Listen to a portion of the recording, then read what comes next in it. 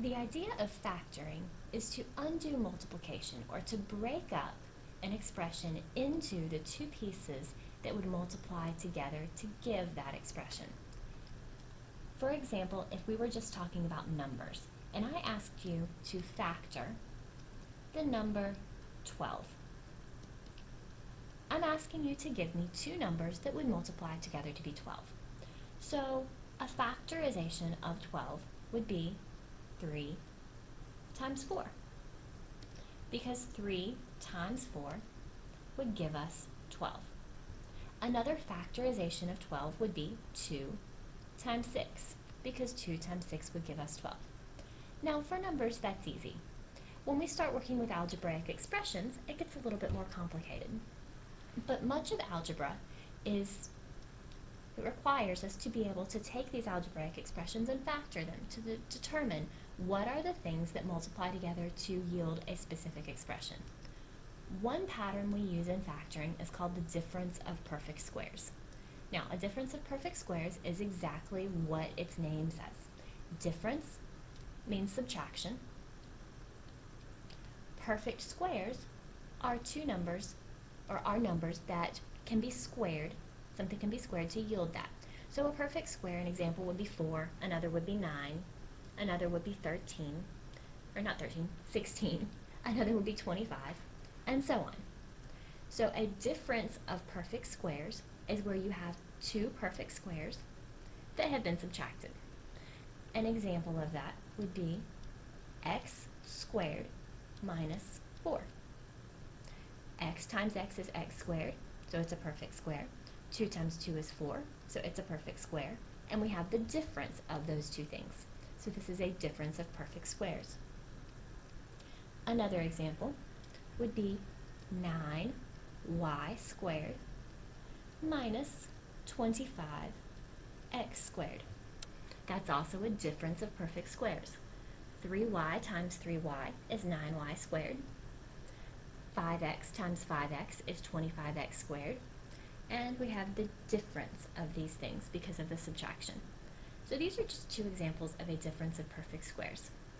Now, when we're asked to factor this, we're trying to determine what two polynomial expressions can multiply together to yield these as their answer. So we're going to begin by factoring the x squared minus 4. There are two polynomials that we could multiply together to yield the answer x squared minus 4. And our goal is to determine what are those two things.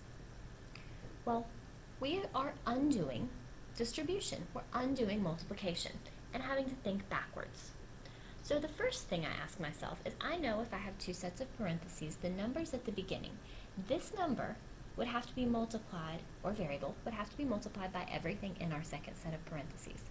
So we would have to multiply this thing in the first position times what we have over in our second set of parentheses. I know I want the answer to that first piece of multiplication to be x squared. If we were to take x and multiply it by x, it would give us x squared. So we're on the right track. Now think about the number at the end. We need this number at the end to be 4. Somehow we have to get a 4 out of multiplication. Well, if I think about things that multiply to be 4, I have a couple of options. 2 and 2, 4 and 1, both are things that could be multiplied to give us 4. So let's try 2 and 2. And I like positive numbers, so let's just see if positive numbers here work.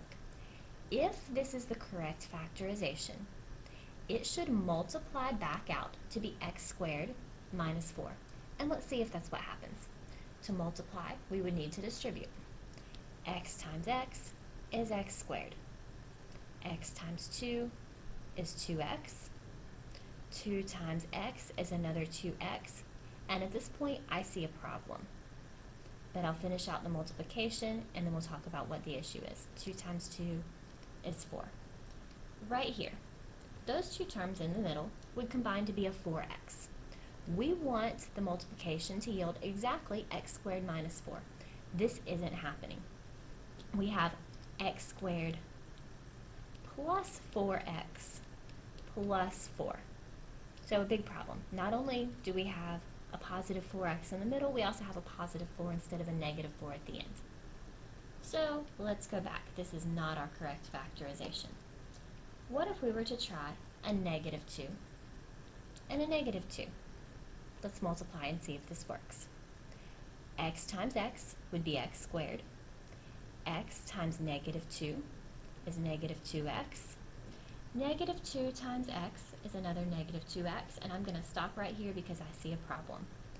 This would give us a negative 4x as our middle term, and we don't want that. We want just x squared minus 4.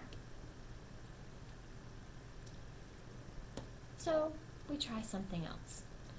What if we were to try a positive 2 and a negative 2? See what would happen when we multiply this. X times x is x squared. X times 2 is positive 2x. Negative 2 times x is a negative 2x. And a negative 2 times a positive 2 is a negative 4. So we get x squared. These two terms in the middle add to be 0, minus 4. This works. So the correct factorization of x squared minus 4 is x minus 2 times x plus 2. Let's look at one more quick example. This time we're going to factor 9y squared minus 25x squared. We've already stated that this is the difference of two perfect squares. So in factoring, we need to determine what two polynomials could multiply together to yield this. Well, we know the first term is 9y squared. Thinking about what multiplies to be 9y squared, well, that's 3y and 3y. Now we need to determine what numbers we need to put at the end. Well, 25x squared. I know that 5x times 5x would give me 25x squared, so that's a good place to start. Because of this sign right here, I'm going to think that maybe we need a positive and a negative, because a positive times a negative would give us a negative result, and remember, we're undoing multiplication.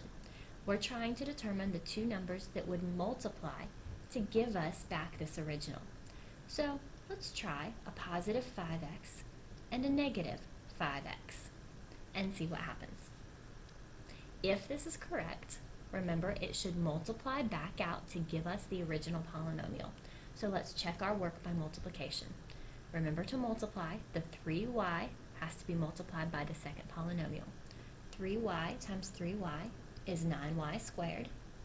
3y times negative 5x is negative 15xy. Then the 5x. It also has to be multiplied by the second polynomial. 5x times 3y is a positive 15xy. 5x times negative 5x is a negative 25x squared. Negative 15xy and a positive 15xy add to be 0. So we have 9y squared minus 25x squared as the product of our two binomials. This is what we want. So our answer does check. This is the correct factorization of our original polynomial.